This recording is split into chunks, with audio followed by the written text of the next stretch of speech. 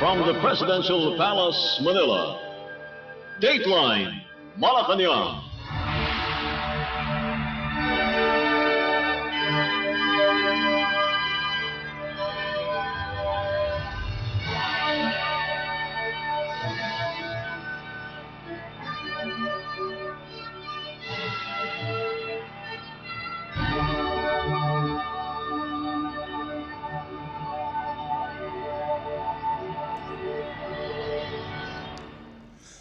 Good day. This is Dateline Malacañang.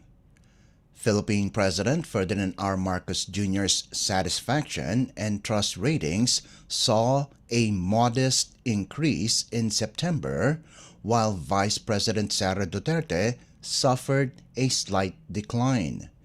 According to the results of data research firm Tangere's recent survey, conducted from the 16th to the 19th of September, the President's performance rating inched up from 46% in August to 46.4% this month. The Chief Executive's trust rating also rose from 58.5% to 58.8% during the same period. According to the survey, Northern and Central Luzon have the highest levels of satisfaction and trust for President Marcos, especially among respondents from 26 to 35 years old. Meanwhile, the highest dissatisfaction and distrust ratings for the President were recorded from respondents in Mindanao and those aged 51 and older. Vice President Duterte's satisfaction rating, on the other hand, slightly dipped from 49% in August to 48.7% in September.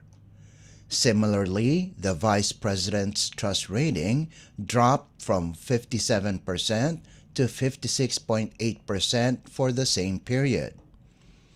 Vice President Duterte received the highest trust and satisfaction ratings from respondents in Mindanao, while the dissatisfaction and distrust towards the Vice President were more evident in Central Luzon, Northern Luzon, and Southern Luzon. The survey had 2,000 participants across the Philippines.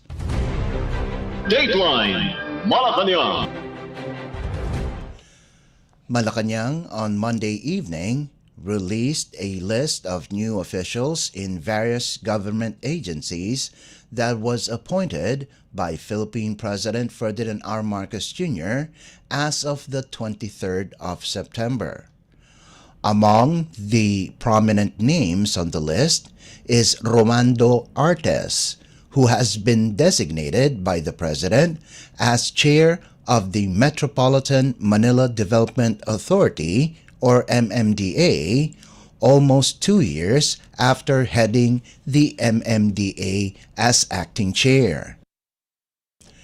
Department of National Defense, or DND spokesperson Arsenio Andulong is now the Assistant Secretary of the Defense Department, while Besilina Lantayona is now Undersecretary of the Department of Trade and Industry, or DTI. Also appointed is Margaret Raisa Andaman as Executive Director 5 of the Department of Justice, or DOJ's Office of Alternative Dispute Resolution, as well as Robert Anthony Yu, Career Executive Service Officer, or CESO 3, at the Career Executive Service Board. Joseph Faustino Lago has been designated as member of Philippine Rubber Research Institute, representing the rubber producers. Fidel Libao is now Director 4 of the Department of Agriculture, or DA, while Marwin Belio and Jose Gerard Belimac were appointed Directors 4 and 3 of the Department of Health, or DOH, respectively. Others promoted were Don Dieta as Director 4 of the Department of Human Settlements and Urban Development or DHSUD, Hansel Joseph Michael Tillman, member representing the management sector, Tripartite Voluntary Advisory Council of the Department of Labor and Employment or DOLIS National Conciliation and Mediation Board, Jail Cornelio, Director 4 of the Department of Science and Technology or DOST's Science Education Institute, Patrick Joel Cinco, Acting Chief Operating Officer and Acting Member, Board of Directors at the Department of Tourism or DOT's Duty Free Philippines Corporation, and Ninita Atienza as Deputy Administrator of the Maritime Industry Authority or Marina. The Department of Transportation or DOTR has 3 new Director 4s in the name of Zenaida Biteng, Florita de Guzman, and Jeneline Ruiz.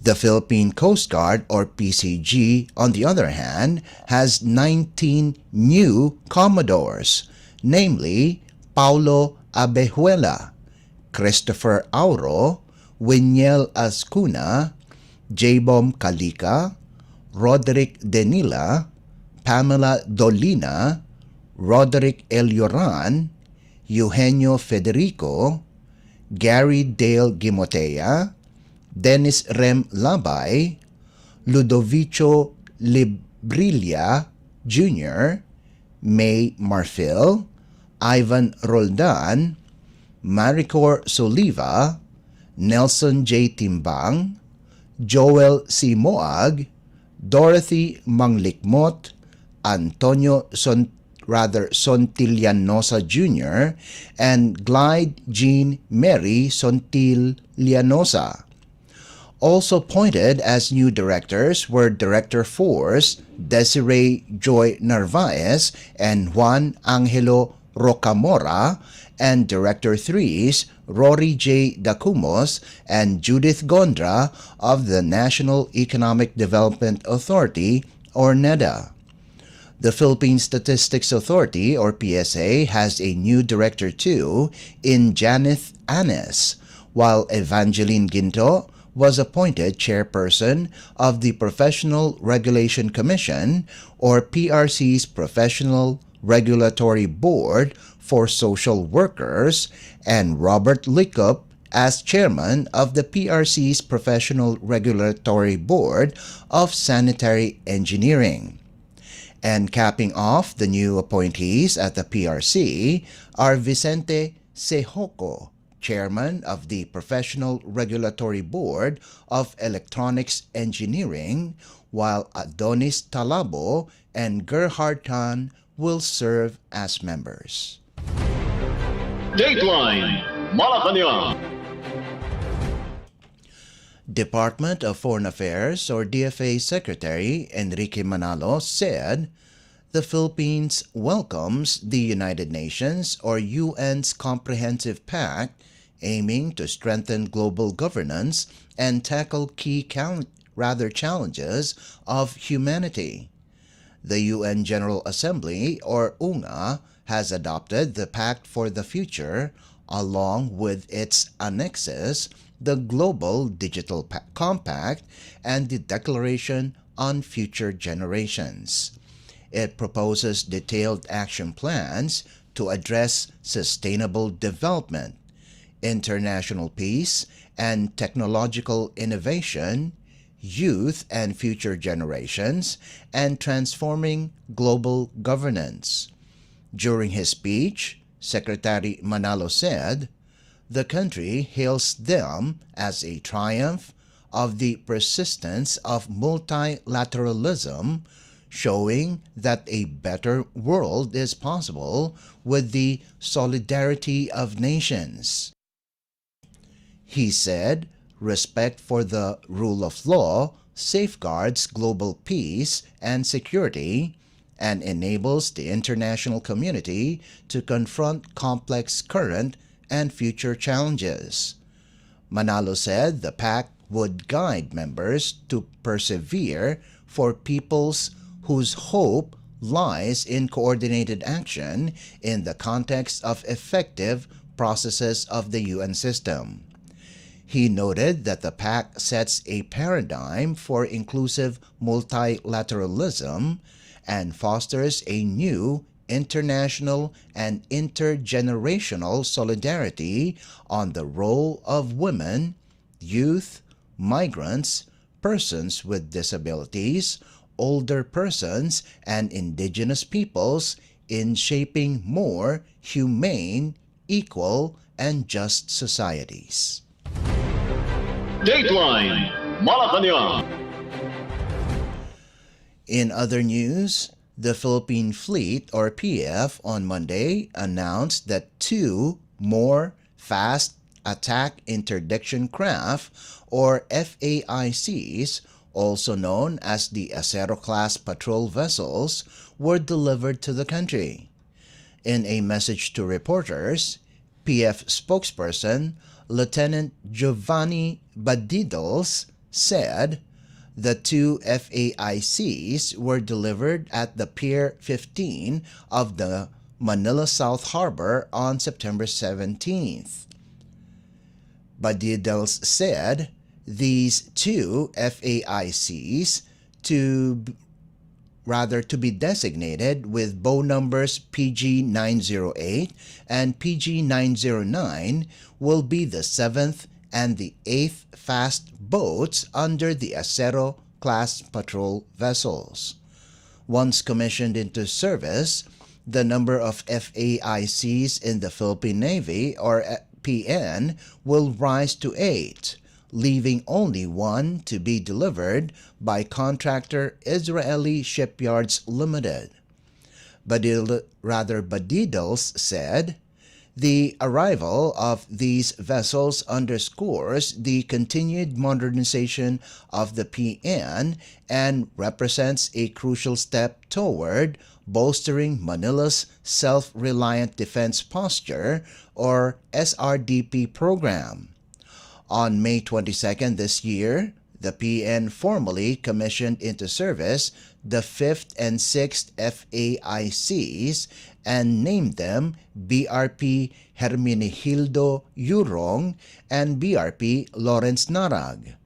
These 2 FAICs are equipped with the Spike Non-Line of Sight, or NLOS, missile system. The PN also received the 2 gunboats from Israel Shipyards Limited on November 18, 2023. The vessels were named after 2 Medal of Valor awardees, the late Marine Staff Sergeant Hermenegildo Yurong and Marine Corporal Lawrence Narag, who perished in the line of duty during the Philippine government's campaign against Moro rebels in Mindanao in the year 2000. The first 2 Acero-class gunboats, the BRP Nestor Acero and BRP Lolinato Toong, were delivered in September of 2022 and commissioned 2 months later. The 3rd and 4th FAICs, the BRP Hener Tinangag and BRP Domingo de Luana, were delivered in April last year and commissioned the following month. 4 of the ships will be armed with NLOS missiles with pinpoint accuracy and a range of 25 kilometers, while the other 5 will be armed with Typhoon-mounted 30mm main cannons and .5 caliber heavy machine guns. Dateline Malacañang. And news from the Philippine Senate. The Senate on Monday approved Senate Bill numbers, or SBN, 2415, 2451, and 2804, as well as the resolution concurring to the country's Free Trade Agreement or FTA with South Korea. Garnering 20 affirmative votes, 1 negative, and 0 abstention, SBN 2415, or the creation of a value-added tax or VAT refund mechanism for non-resident tourists, according to Senator Sherwin Gatchalian, will complement the Marcos administration's effort to boost tourism.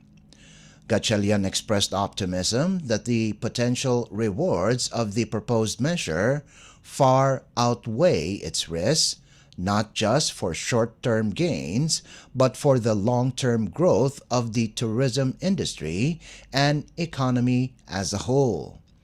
The senator cited a projection of the National Economic and Development Authority or NEDA that the proposed new policy will generate between 3.3 billion pesos and 5.7 billion pesos per year and create additional employment opportunities of as much as 7,000 per year until the year 2028. Senate Minority Leader Aquilino Pimentel III was the only one who voted no to the measure, citing exposure of the government to further tax leakages, giving away 4 billion pesos of Filipino taxpayers' money to foreigners and the potential flaw on tracking tourist expenditures. Meanwhile, SBN 2451 or the Ligtas Pinoy Centers Act will require every city and municipality to construct permanent typhoon-resilient and earthquake-proof evacuation centers. Senate President Pro Tempore Jinggoy Estrada said, the evacuation centers will be the safe refuge and decent shelters of displaced families during natural calamities and emergencies emergencies. On the other hand, SBN 2804 or the new DBP Act provides the Development Bank of the Philippines or DBP the additional capacity to deal with the increased demand of financial resources for different projects from vital sectors. In sponsoring the bill, Senator Mark Villar said, one of the ways for Filipinos to get funds for their respective projects is to promote financial inclusion and to enhance accessibility of Filipinos needing additional resources for development projects, noting that this is the very mandate of the DBP. Senator Joel Villanueva said, the bill is in response to the changing times that requires the government to provide Filipinos with more resources to fund developmental projects and ventures. Meanwhile, the Senate also approved Resolution number 1188, which aims to enhance the country's economic competitiveness within the Association of Southeast Asian Nations or ASEAN region through the FTA with South Korea. The FTA seeks to attract more foreign direct investments and secure better trade concessions compared to existing agreements like the ASEAN-Korea Free Trade Agreement and the Regional Comprehensive Economic Partnership. By expanding its FTA network, the Philippines targets to promote sustainable and high-quality investments, focusing on areas such as industrial development, innovation, research, and creative industries. Signed in Jakarta, Indonesia on September 7, 2023, the agreement was ratified by President Ferdinand R. Marcos Jr. and submitted to the Senate on May 13th this year for approval as required by the Constitution. Dateline Malacañang. Still in the Senate, several senators refuted news or information spreading that a plan is brewing to replace Senate President Chis Escudero. According to Senator Ronald De La Rosa, he has not received any information with regards to any coup attempt against Escudero. Senate Minority Leader Aquilino Coco Pimentel also said he does not have any knowledge of any attempt to oust the Senate President. For her part, Senator Loren Legarda insisted that the Senate is focused in their work, while Senator Cynthia Villar said she is not involved in the issue. Senate President Escudero, for his part, said he will comment on speculations. Rather, he will not comment on speculations that did not even mention where it came from. According to Escudero, the whole Senate leadership serves in accordance to the preference of the majority. Senate President pro tempore Jinggoy Estrada earlier denied any news of a coup attempt against Senator Escudero. Estrada also refuted news that he will be the one to replace Escudero as Senate President. Dateline Malacañang. And finally, House Ways and Means Committee Chair Joey Salceda is positive that the Philippines will achieve an A-level investment rating before the term of the administration of President Ferdinand R. Marcos Jr.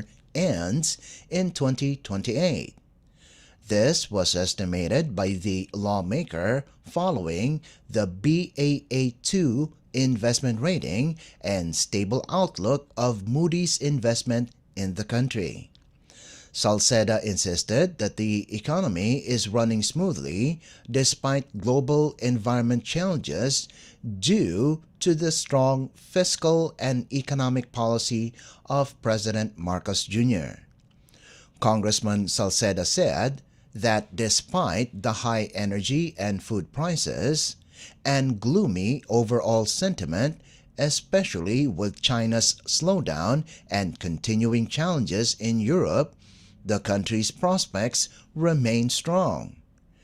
The economist Solon also believes investment outlook in the country will improve once the corporate recovery and tax incentives for enterprises to maximize opportunities for reinvigorating the economy or create more act is put into law, because this will fix the fiscal incentives regime.